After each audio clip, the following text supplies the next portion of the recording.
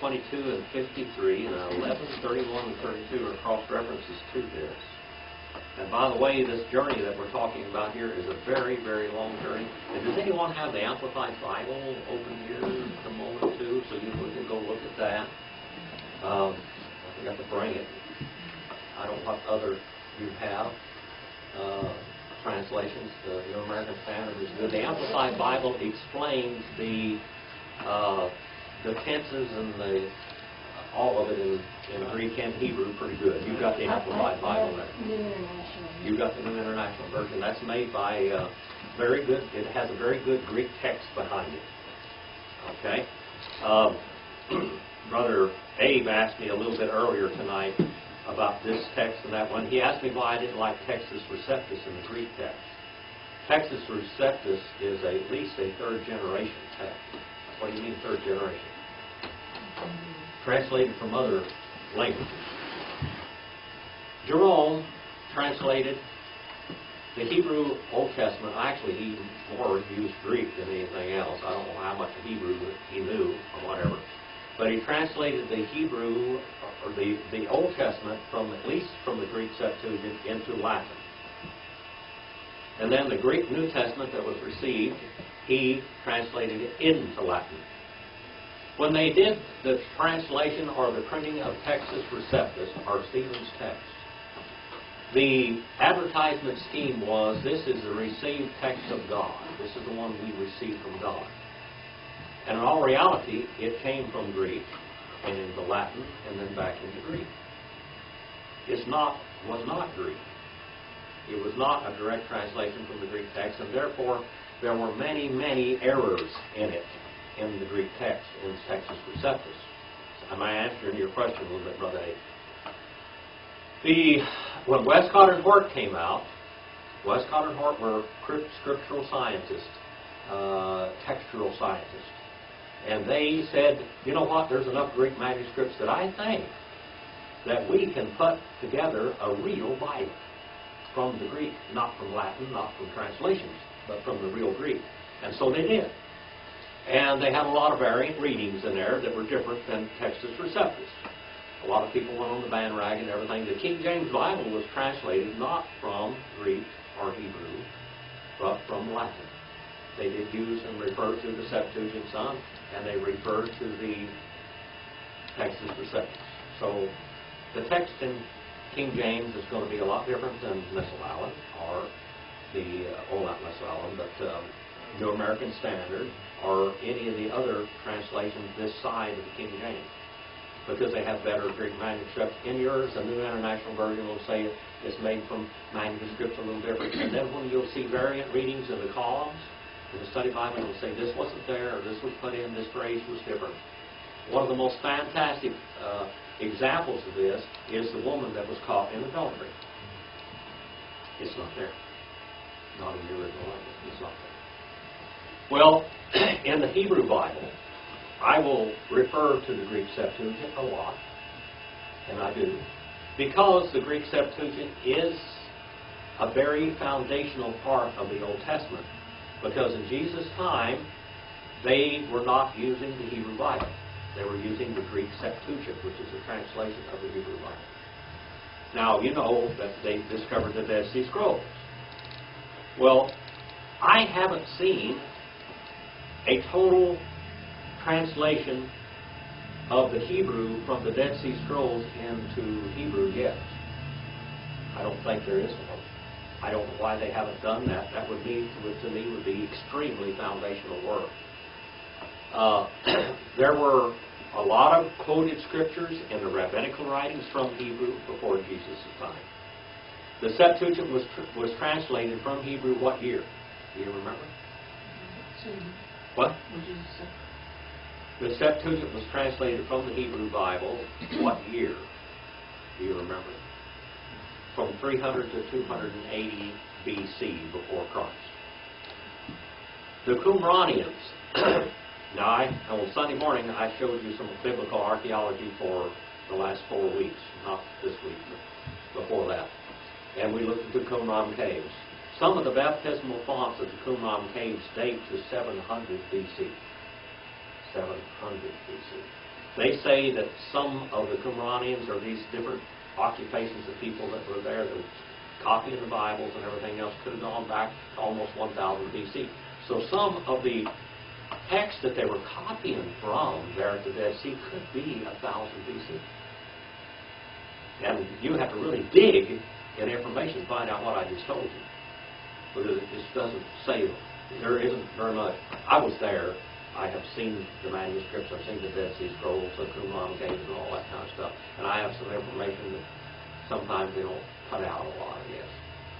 Let's go into the Hebrew now. Now, this kind of give you an idea of the text and different things, all right? And when we run into different things, I will tell you what the Greek says and what the Hebrew says, and I will even correct the Septuagint sometimes, because sometimes it's, yes.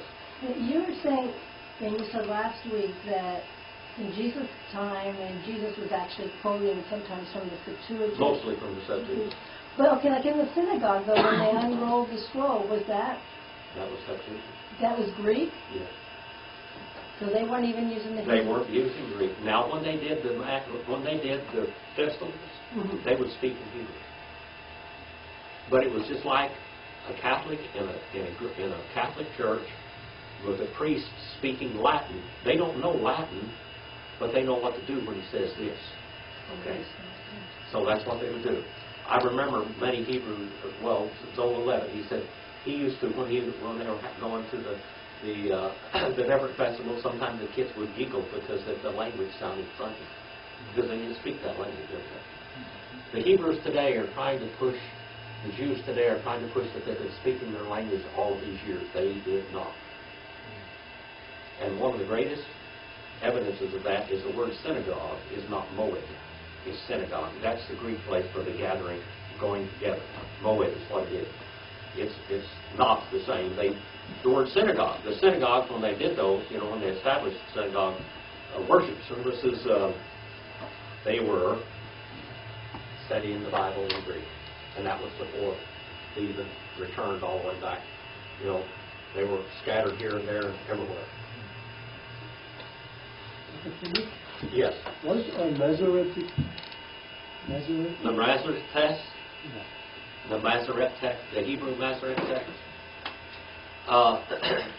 If you go in your Hebrew Bible and look at it, it'll tell you the whole history of that. Basically, it is a translation from the Septuagint that the Jews did at a certain, period of time. I think it's probably, was it 800? 800 AD or something like that, or 1,000. I can't remember. I don't remember everything constantly about all that, but it is a translation from the Greek. They did compare some texts from Hebrew that they had. They had Hebrew text written. They did carry Hebrew down with them and write it out and use Hebrew language all through the years, but it was basically for formalities. The Apostle Paul was a very unusual Hebrew. He said he was a Hebrew of Hebrews. What was a Hebrew of Hebrews? You remember saying? Hebrew of Hebrews? Like it? Hebrew of Hebrews? Very important term. He was a Hebrew-speaking Hebrew. His people in his home spoke Hebrew in his home.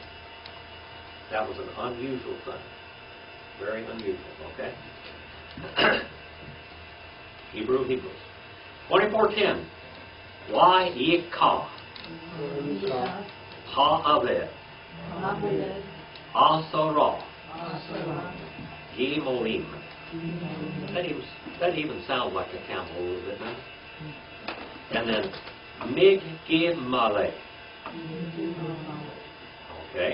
Adonah. Why Yelek? We call. Who?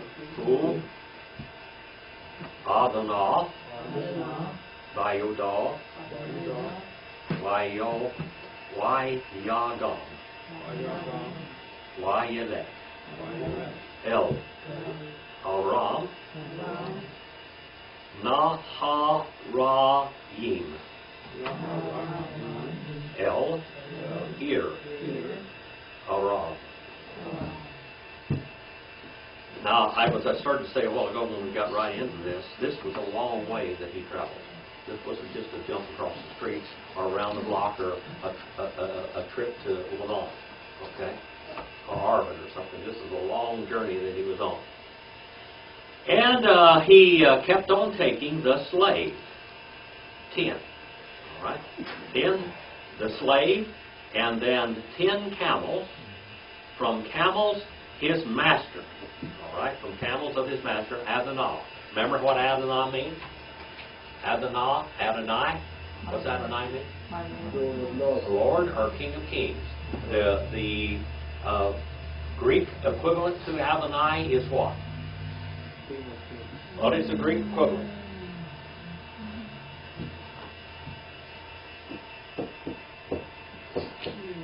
Kyrios. All right, Kyrios. That's the Greek equivalent. You can write that down below Adonai if you want to. All right? Kyrios. When the disciples addressed Christ as Kyrios, they meant Adonai. And Adonai was a substitute for what name in the Hebrew Old Testament? Many times. Right here it's used as Adonai. It meant Jehovah. Okay, Jehovah. Right now we're using the common term Adonai. When you hear a Hebrew read the Hebrew Scriptures in the Old Testament, when he comes to the name Jehovah, he will not say Jehovah because he doesn't know how to say it.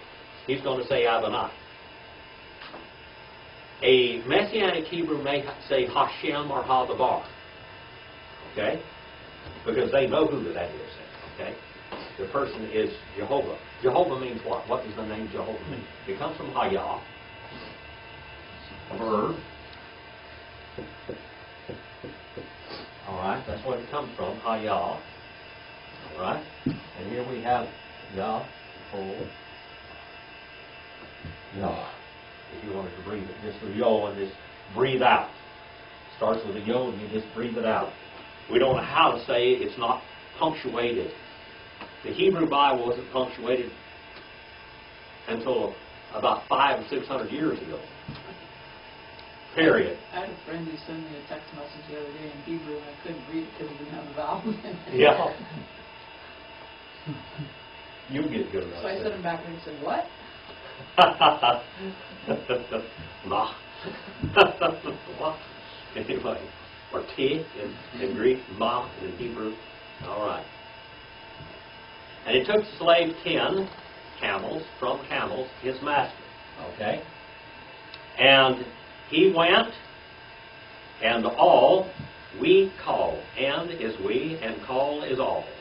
All the precious things, the good things, all right, good, so the good things of his master. In hand, by Yodol, in his hand, the hand of him.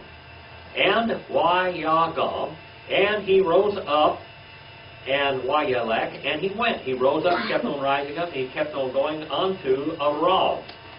The rivers, all right, rivers, that's Naharayim, that's rivers, the waters.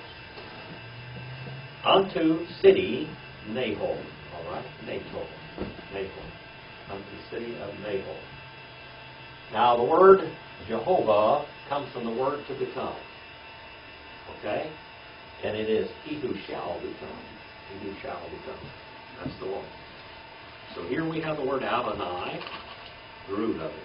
The root that they, or the word that they substitute for his name in the modern Hebrew Scripture. Now here we have this man traveling. He's going to go over there and find Yitzchak Hawaii. Yitzchak. What's Yitzchak mean? Yitzchak. Laughter. Laughter. Mm-hmm. Ecstasy. Yitzchak. Great joy, spontaneous. Well, spontaneous joy. All right. Yitzchak. All right. Wayavrek. Hagi Mali. Netchutz. Laer. El. Deer. Hamayim. Liet. Arel. Liet. Set. Ha. Sha. Hash. Shova.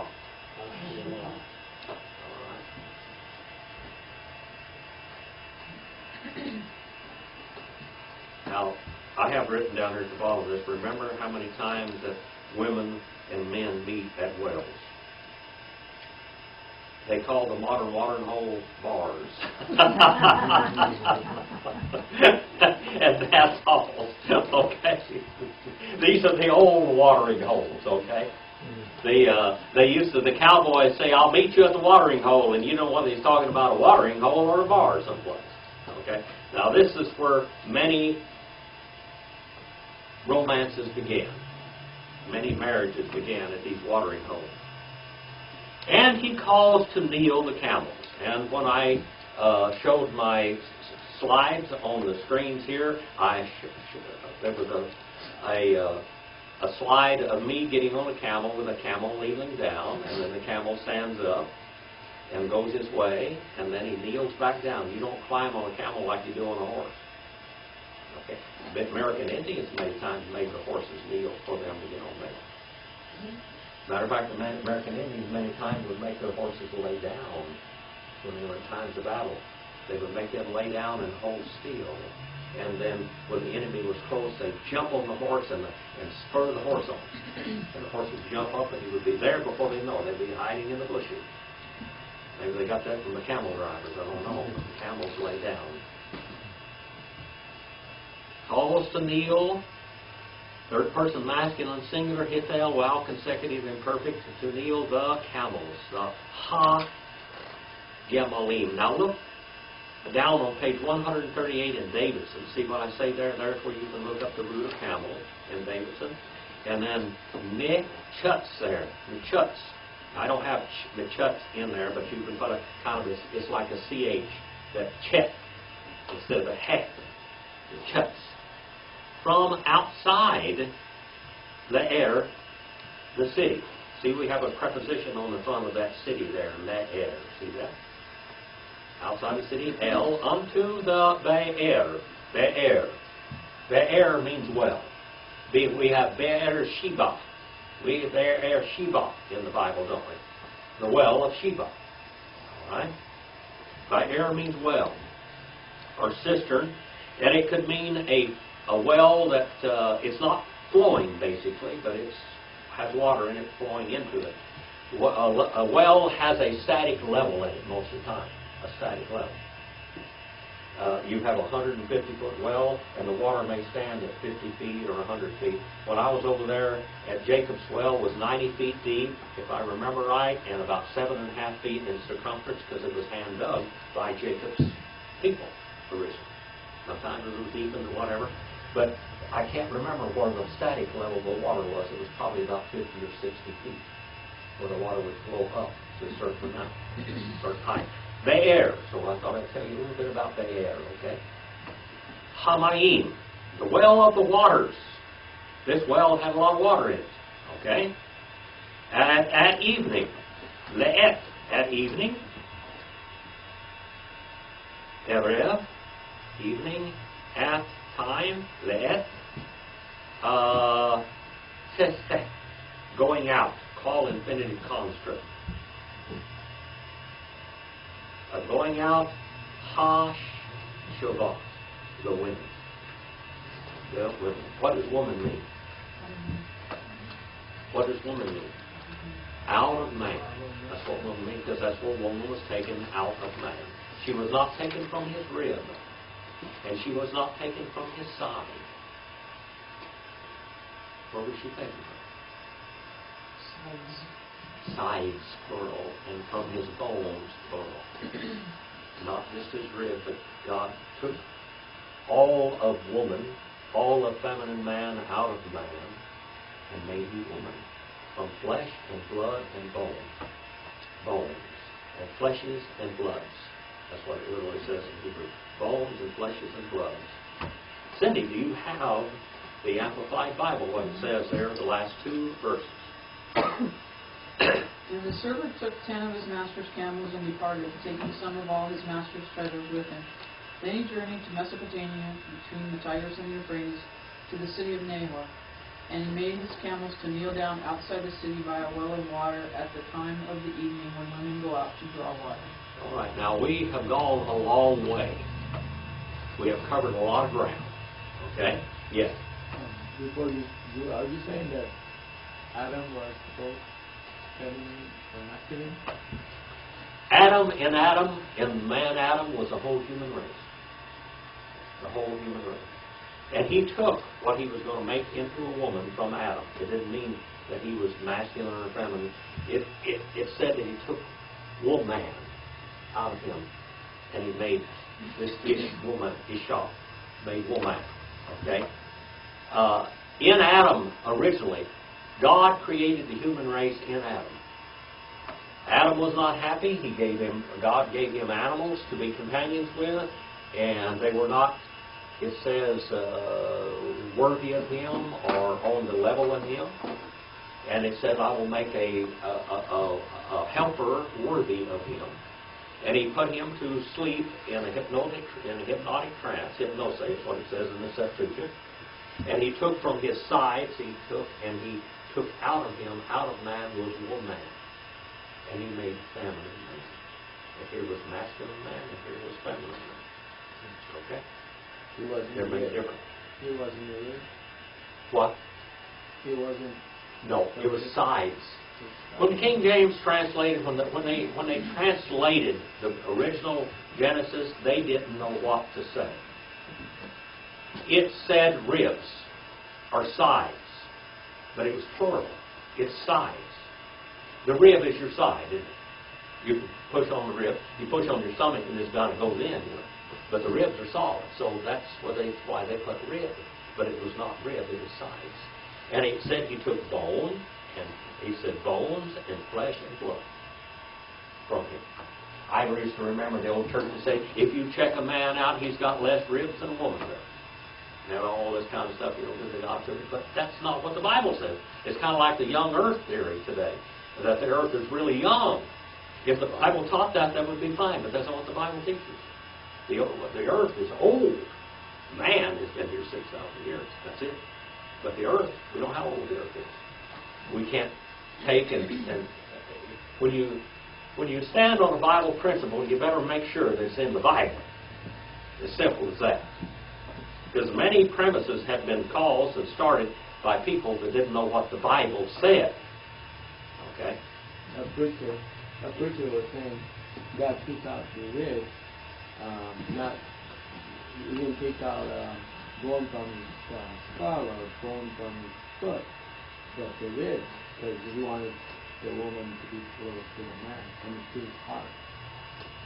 That sounds real good. Doesn't it? That sounds good. But that's not what the Bible says. He took bones from him. Not a rib, but bones. No, he took bones. Not any particular bone. From his sides. All of his sides. Front, back, top, and bottom. All around, he took from his sides. Preachers can use really, really wonderful illustrations, and it really makes a lot of sense sometimes, but sometimes it doesn't make biblical sense. And when you know Hebrew, but how many preachers do you know today that know Hebrew where they could go check out what they did? John A. Broadus says, before a preacher ever stands in the pulpit and preaches anything, he better make sure that what he preaches comes out from the Word of God in the original languages. So it's more like taking the exterior rather than the interior of the bone. Evidently, he took all of it. He took bone marrow and he took bone from man. How much more bones did man have in him than he had before? I don't know. Or was it a long process? Was it a short process? The Bible simply doesn't say if he did this. He put him in a hypnotic trance, and then he took bones from him, he took blood from him, and he took fleshes from him. Maybe, did he have 2 hearts? Did he have 4 kidneys? 4 lungs? Or did he just take some of that tissue and make it expand like Jesus did with the fish and the bread? Okay. Maybe he took out 50%. I don't know. Maybe he took some out and multiplied it like he did with fish. Well, we pretty much know medically now that any cell, like for instance a liver cell will produce a liver, and a kidney cell will produce a kidney, so that we're actually at the point where we can grow organs ourselves. That's maybe what God did. We know that, and one of my students was a doctor, and you know, when I told her not one drop of blood come from the woman and a child, and she sat there and she went, looks at me like this. I had about 5 doctors in the class. Then she went back and checked all of her teachers and everything, Cedars-Sinai in New York City, come back in a week later on, and she said, I did not learn this in medical school. I learned it in theological class, and it's right. Not one drop of blood comes from the mother, it comes from the father. And that's where the infection of sin comes from. It's from the man, not the woman. Okay? Let's go a little further before we chase that rabbit too far, because we won't get through this then. Why, Yomer? The bar. All right, the bar. Why did we say the bar? And not Adonai like the modern Hebrew? Because we know who he is. All right? He is the Word. Elohim, Adonai, Abraham, Hare, Na, Lifane, Hayom, Wa'aseh, Chesed, Him, Adonai, Abraham. And he said and kept on saying, Jehovah, Elohim, Jehovah, or however they said it back then, Elohim. We know how to say Elohim, don't we? My master, all right? Abraham calls please to my face, to face me, to meet my face, all right? The day, and do kindness with my master Abraham. Now, Cindy, what do we have there in the Amplified? Or Harry, have you got yours open too? Go ahead, Cindy. We're going to get Harry the next time. And he said, O Lord, God of my master Abraham, I pray you would cause me to meet with good success today and show kindness to my master Abraham. All right, show kindness. That's it, kindness. By the way, Jesus is called in the Hebrew the man of loving kindness, the man of mercy, the man of grace.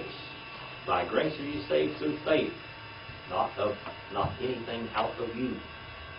All right? Hineh, Anoki, Nisal, all right, all, in, Hamayim, Yuvanot, Ashni, Ha'er, Yatzet, Lisho, Mayim. Hane, behold. Anoki, I. Nithal, standing. Nithal, masculine singular participle, standing by or unto a fountain, spring. Okay? He tells you that this spring, this is a spring, this is a flowing spring. A flowing spring with a lot of water. All right? This is a real good well. And the waters, Hamayim, and daughters, Yubanot, and daughters. Now the word Ben, your name comes from this also. Ben means what? According to a pattern. According to a pattern. According to a pattern. Brett? Yes. There is a Bible right there. Okay? We're in Genesis 24:13, and right up in that little thing up there, in that cabinet behind you, is also a volume 2 right there in the bottom one of those. That one right there, right about your hand, right there. What you got your hand on, pull it out. Okay, does it say volume 2? Okay, there you are. We're on 24:13. All right. Juvenile and daughters, Anshi. All right, and daughters of men. The city, Ha'er, the city, Yetziut. All right, going out. Feminine plural, look at that. The girls are going out. Feminine plural, call participle. The girls are going out To lishob, to draw, call infinitive construct, to draw, mayim, waters. Mayim. All right, waters. What does hashimayim mean? The uplifted waters we talked about as the heavens. But right here, if you used it in this context, what would be hashimayim? The waters, the flowing waters of this way. Okay? So you have to use these things in context. Okay? 24:14. And you've got A and B here also. A and B. 24:14. Aha, here is the root of the name Jehovah. And we get to say this. All right? How do you say that word there? Withaya. All right? And the next word. Hanara. Asher. Omar. Okay? Eliha. Hati. Nah. Quebec. We Eshte. We Amera. What is the root of that? What is the root of we Amera? Amen. Thank you very much, Cindy. You got an A+ tonight. Shike. We Gam. Gamalika. All right. Ashke. Ota. Ho. Kata. Avadika. How would you say that in modern Hebrew, Brother Roger? Abadika. Okay. Li-abadika. Okay. It would be a strong debate. Li-abadika. Okay. Li-yichak. Next page, 24:14b.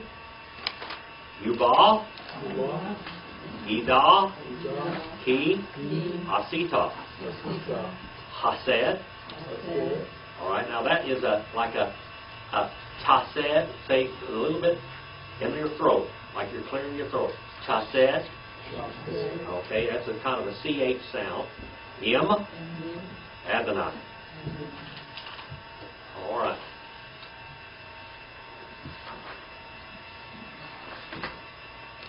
And may become. Now, what does the name Jehovah mean?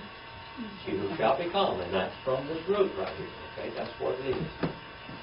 And may become, third person masculine, singular, cal, wow, consecutive, perfect, the maiden, the young woman, ha, na, ara, the young woman, the maiden. All right. Asher, whom I shall say, Omar. See, that comes from Amer, that's the root of it. See the root down there, page 55 and 65. Page 55 and Brown, Driver, and Briggs, and page 65 in Kohler and Baumgartner. Eliha, unto her, all right, unto her, let down, I beg, all right, let down, I beg. This is feminine singular hit by L imperative. Let down, I beg you, or please, your pitcher or your bucket. Okay, your pitcher or your water container. All right, this reminds you there at Jacob's well so many years later when Jesus says, draw for me, please, some water from Jacob's well. I beg, let your bucket down, all right? And I may drink, we ishte, and I may drink. First person construct singular, kal, cohorting in meaning, and she shall say, third person feminine singular, kal, while consecutive perfect. This is what she shall say. Now, this is what he's hoping. Drink. Shitat. Drink. Masculine singular, call imperative. Drink. This is imperative. Do it, please. And also, we gall your camels. Gamalika. Your camels. Ashke. And I shall give drink her, all right,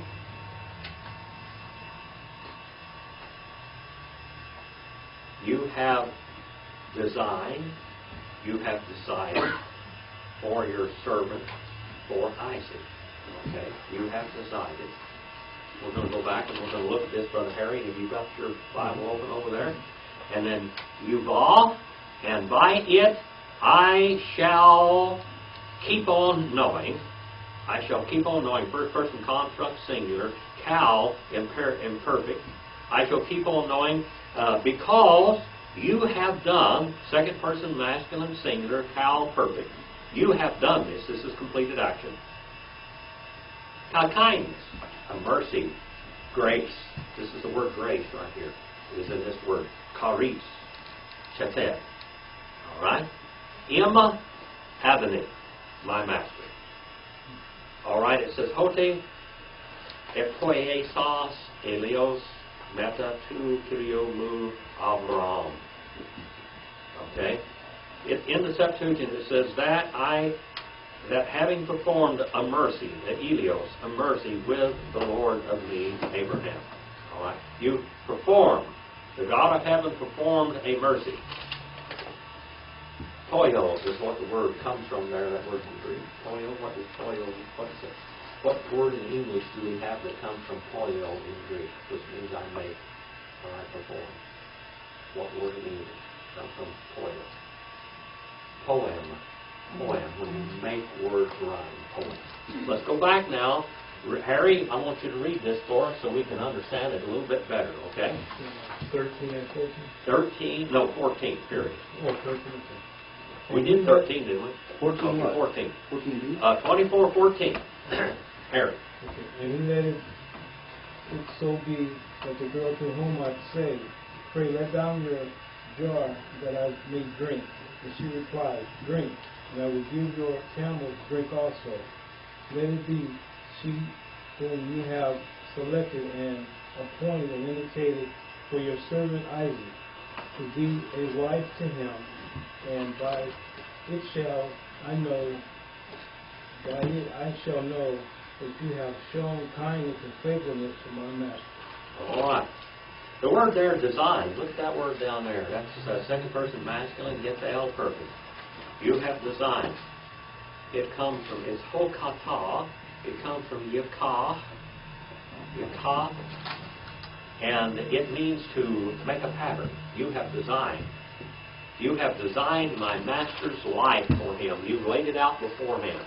God has a plan for each and every one of us, doesn't he? He's got a plan for our lives. What does God want you to do? What has he designed for you to do in your life?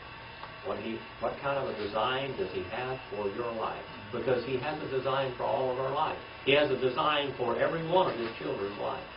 Do you have a design for your children's life, Brother A? Your children? You have a design? My children? Uh-huh. You have a design for them? What do you want them to do? First of all, you probably want them to be saved and know the Lord, huh? That's very important. Just I'm thinking about take care of until college. Oh, After college? College, yeah.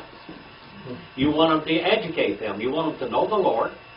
You want them to be spiritual, and you want them to be educated so they can go out there and face the world, don't you? That's what you want to do. Well, God prepares. A lot of weird things happen to us in our lives, don't they? You read 28:14 in Genesis? What? You read 28:14 in Genesis? I'm in 24:14. 24:14 in Genesis. A lot of weird things happen to us in our lives. But God uses all of those things to make the person that you are. All of those things that you bump into in life just polish you up a little bit and make you the person that you are. That makes you what you are. Every little incident. I once had to do a paper on psychology one time. And they told me to write down what a person is. And I said a man is a sum total of every experience and what background he's been born into. A man is the sum total of every experience that he has and what ethnic background, what everything he is, and how he has reacted to those events. That's what a person is. He's the sum total of everything, of where he comes from, and how that he has reacted to the things that he was raised with. That's what makes up who he is. Right? And that's what makes up every one of us. We're the sum total. Brother Abe had to come all the way here from Korea over to this country. And God has been shaping your life all the way. He does. God shapes our lives on the run. Of course, He doesn't do it on the run. He had it planned in eternity past. And how did He shape everybody's life in eternity past and knew that all the experiences that we would have, and how we would react to them? He knew how we would react to them, but we didn't. You don't always know what you're going to do when you run into a situation, but God does. And you are the sum total of all those things. 24:15. Brother Brett. Yes. Yes, 24:15. Are you over there? Yeah. No, don't read it now. In your Hebrew. 24:15. All right. 24:15 in Hebrew. Are you there? What is that first word? You read from the far right? You read on the far right. Looks like Wahi. Wahi. Walking. Wahi. Wahi. That's good. And then Hu. Tarim. Kila. Li Dabar.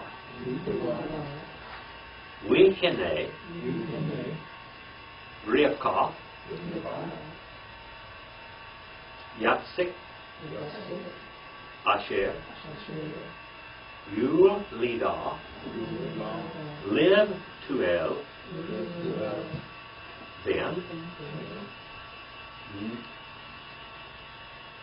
Milka. Eshet.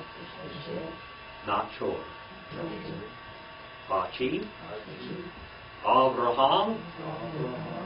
What's that next word there, Brother Brett? We Kadah. And then Al. And then Shikma. Shikma. Let's go back and look at this now. And became. See that word? Why he? Here we have the word, the root word for Jehovah again. He who shall become. And became he. By the word, that word Hu there is masculine, feminine, or neuter, according to what is used in sentences. Is he, she, or it. All right? And in Hebrew, in Greek, it would be like this. That's what it would be. Out to. All right? Of whom, or out of whom, like that. Now, if it was feminine, it would be like this. I throw that underneath there. I'll tell you. If it is neuter, it would be like this. But in Hebrew, you just got one word. Means it all. In Greek, you got ho, hey, or to, masculine art. These are definite articles. In Hebrew, it's very simple. You have one word. All right? Easy. In Hebrew, so much easier. In Greek, you have kai. You have kai that means and a few other words. And in Hebrew, you just have that word. That's it. Okay? And became he not yet, all right, not yet having finished to speak. God knows how to answer prayers. I guarantee you, God knows how to answer prayer. And he wasn't quite finished speaking to the Lord now in his prayer. And behold, Wehene. And behold, that we, that's and, Hene, and behold, Rebecca. Here's Rebecca. Rebecca is an unusual word. Rebecca. Do you remember what Rebecca means? I've told you before a couple of times. The lamb? No, that's Rachel. Huh? Rachel's the lamb. Rebecca's the. Rebecca means what? It means a halter. It means a lasso. Okay? It means a, they used it to mean a calf that was tied in a stall on a halter for the fatted calf. Okay? It also means a girl that is so beautiful that they lasso you and you're tied up with your beauty. Okay? That's her name. All right? Rivka. All right? And going out, all right? And going out, who she was born to Bethuel. Bethuel. What does word Bethuel? What does that mean? Bethuel. Bethuel. Huh? Can it mean bread? Beth means what? Beth. What does Beth mean? Life, bread. Huh? Life, bread. There's a name of a city of Bethlehem in the Bible, and Bethany. All right? Place of bread. Bethlehem means house of bread. Beth means house of Uel. All right? House of Uel.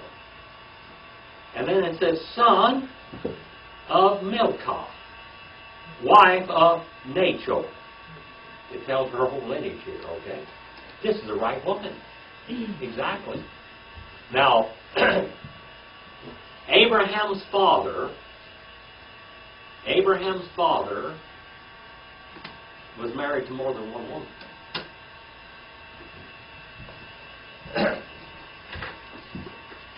We'll turn this old antique over here.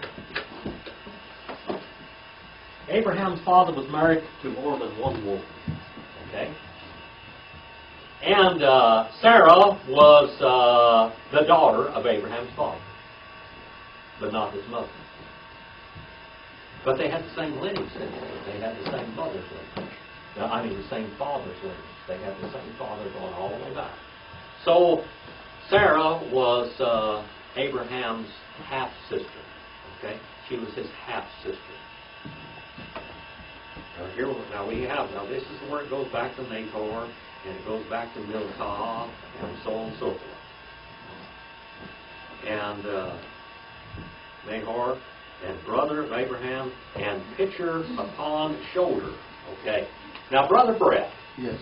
Can you look over there in your New American Standard Bible? Yeah. And could you read that for us, 24 and verse 15? Okay.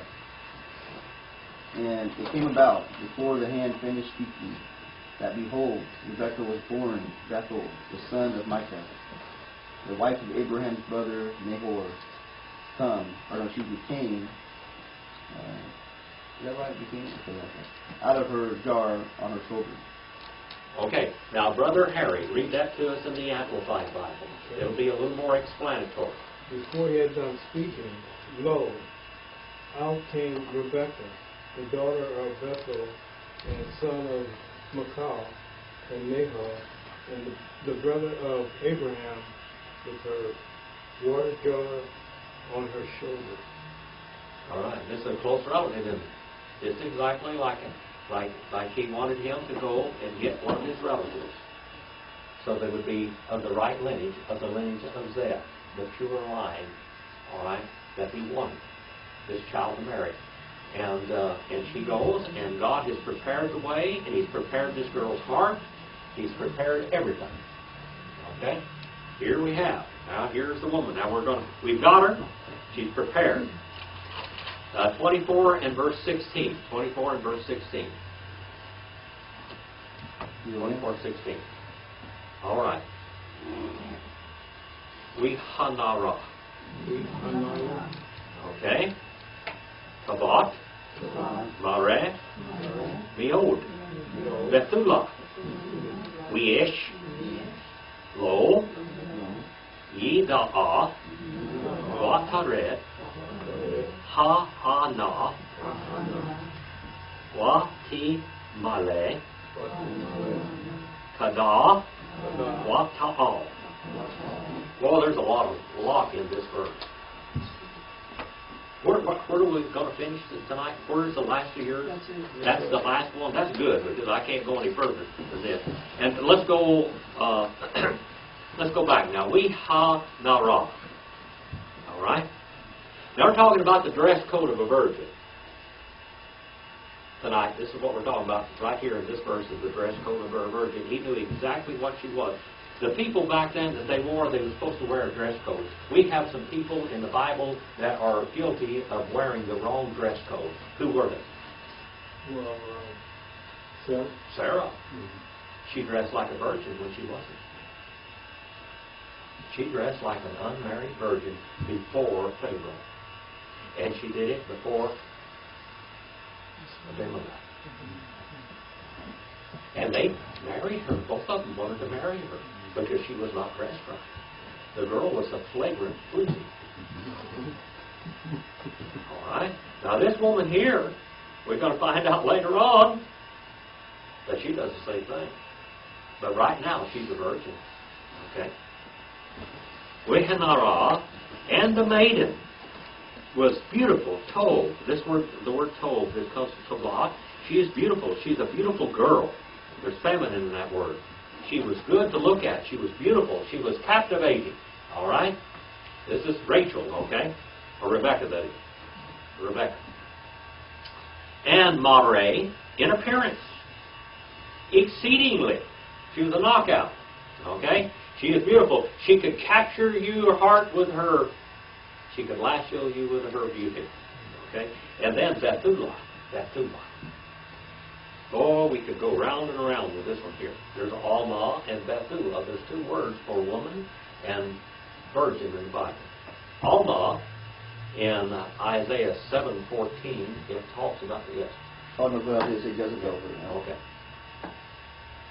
In Isaiah 7:14, it said the virgin shall conceive and all of this. That word is not virgin. It's a young woman, just like me. Later on, it meant virgin. The first fulfillment of that took place then. The second fulfillment, it was different. When they translated the Septuagint, they used the word parthenos. Because the first time it was fulfilled. But they believed it was a future to the double prophecy, and it was a double prophecy. Okay? Here we have the word Bethulah, which absolutely means virgin. Alma means a sexually mature woman. Okay? She's a woman that is able to be married and have children. But the word Bethulah here, now this woman, there's the word house in this word in here. Okay, the word house in this woman. This woman has been cared for and watched over in the house and made sure that she is a virgin. She has been guarded. And her family will stake their name on that this woman is a virgin, so she is called a Bethulah, and she gets to dress like a Bethulah. She is a virgin. We Ish and male. Ish, see that word male there? Ish. Ish is male, Isha is woman. And male, lo, not, little adverb of negation there, not, page 519, having had sex. Yida'ah. She hasn't had sex. Third person masculine singular, kal, perfect. And the suffix is third person feminine singular. She hasn't had sex with a man. That's what it literally says. She has not been exposed to sexual activity. And she went down, third person feminine singular, kal, while consecutive and perfect. She went down and kept on going to the spring. Ha'enah to the spring. And filled, intent, see it word, third person feminine singular, PL, while consecutive and perfect. And kept on filling vigorously her pitcher. She was a hard worker. Okay? Her bucket. Her jar. And she came up. Third person feminine singular, kal, while consecutive and perfect. And she kept on coming up. Right. Now, do you have all that writing down at the bottom of this page? Where you can look up all these different terms. You have the word alma down there, which means sexually ripe, sexually mature. And you have the word Bethulah. Okay? See the word Bethulah? And all the different cross references to it. We could spend a lot of time doing this, but we didn't. Bethulah means guarded in the home. Brown Driver Briggs, page 143. And then I give you all the different places. Exodus 22:16, Leviticus 21:3, Deuteronomy 22:19, Judges 19:24, Job 31:1, Arabic means to separate and guard in the home. All right. Page 125 in Davidson. Parthenos is a Greek word which means virgin. Page 309, the Analytical Greek Lexicon. And in Kohler and Baumgartner, this word means page 166. Matthew 123. The Arabic is Batala, separate. And she wore tokens of virginity. There was a dress code of virginity. And if a woman dressed like a virgin and she wasn't a virgin, when a man married her, if he found out that she was not a virgin, he could have her killed. She would be stoned. And her family would be absolutely humiliated. A woman, when she got married, unless she was a widow, was supposed to be a virgin. Simple as that. Supposed to be a virgin. Well, Wilson, do you have any other questions? I thought Jezebel was virgin, but that's in Greek. Jezebel means separated, or it means, Jezebel means chaste. It means, her name means chaste. It's like the word chastity. In Hebrew, the word Jezebel means chastity. But she was not chaste. Her name wasn't chastity. It was, Her name didn't fit her actions. Absolutely. And what was that dress code? Do we know? I mean, did she wear a scarf or? They wore different things. They wore coins on their dress. This was her dowry. They wore their dowry. They wore a lot of jewelry, and the coins were her dowry, and she wore these coins. Now, when a woman wore her coins and wore her dowry and wore her, there was a hole in her ear or in her nose, but there wasn't anything in it. There was a piercing there, but there was nothing there. Okay? When a woman had a ring in her nose, that means that she was married. Sarah, when she went before Pharaoh, she took the ring out of her nose and put her coins on her clothes. When Abimelech, when he was embarrassed, and we've covered some of this already, but when he was embarrassed, he told Abraham, I'm going to give you a lot of extra money and go buy that woman a veil. When a woman was married, she was supposed to veil her face. He said, go buy her some clothes so she can dress right. All right? Go buy her some clothes so she can dress right, because she was not dressed correctly. She was lying to the public.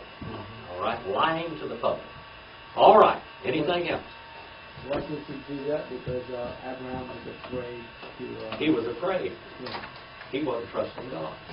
Yeah. Here was a man that's life. Just think about his life now. It sounds like Abraham was a father of the faithful. He was a father of faith, wasn't he? And he's in the 11th chapter of the book of Hebrews, which is the hall of fame of all the faithful. But what? He was human. He had a lot of fears. Abraham believed God, yes. He offered his son as a sacrifice because he knew if he offered him and killed Isaac, that God would raise him from the dead, from the ashes. He believed that. That was an indication of faith. Anything else? Brother Abel. Someone has strong belief about God, right? What? He has a strong belief about Abraham? God. Abraham had a strong belief in God. He knew who God was and everything else, but in every situation that his life was in, he wasn't trusting God. So when we read about Abraham's life, we can see Abraham's shortcomings and we can see our shortcomings. I mean, his servant. Huh? His servant. Oh, that servant, I'm going to tell you something. He was a type of John the Baptist, wasn't he? Eliezer was a type of John the Baptist, and that was a man of faith. Never wavering. We'll find out that they tried to slow him down, and he said, forget it, Buster. I'm going home. Okay? He was a man of faith. A man of faith. Eliezer was, and John the Baptist was a man of faith. He was a man of purpose. A man with purpose. But even John the Baptist had doubts, didn't he? But he did exactly what he was supposed to do. When he sent his servants, some of his disciples, to ask Jesus, are you the Messiah, or have we one to look for? Because Jesus wasn't doing exactly what he thought the Messiah ought to do. And he told him what? The gospel is preached to the poor. The blind see, and the lame are cured, and the sick raised. And in Luke, or in Matthew, the 8th chapter today, was the messianic credentials of Jesus. That was his messianic credentials, because all of these things happened. Right there in Galilee, there was 9 cities around the Sea of Galilee, and every one of them had 15,000 plus people in it. And that was the center of the roadway of the whole world, between east and west and everything. And the whole world would know what Jesus did right there. And that's when he began performing his miracle, right there in Capernaum, actually, in Capernaum. He caused the blind to see. He caused the lame to walk. He healed lepers. Healed the sick. All that. Right there in Capernaum. Capernaum means what? What does Capharnaum mean? Beloved home. Capharnaum. All right. Let's go out. And yes, brother. You said that God has designed our life. Yeah. Can we know all the way? He knows So all the far way. we know. He knows. We don't. I know one thing. I know exactly what God wants me to do, and I'm right in the center of His will, and I'm teaching His Word, and I know that's what He wants me to do. That I know. That makes that. When you know that you're in the center of God's will, it ought to make you really happy, regardless of what's happening around the world. Okay? Go out there and sick the world. Go out and do something eternal this week. Go out and do something eternal that will follow you into eternity. Okay? Sister Cindy, would you dismiss us in prayer, please?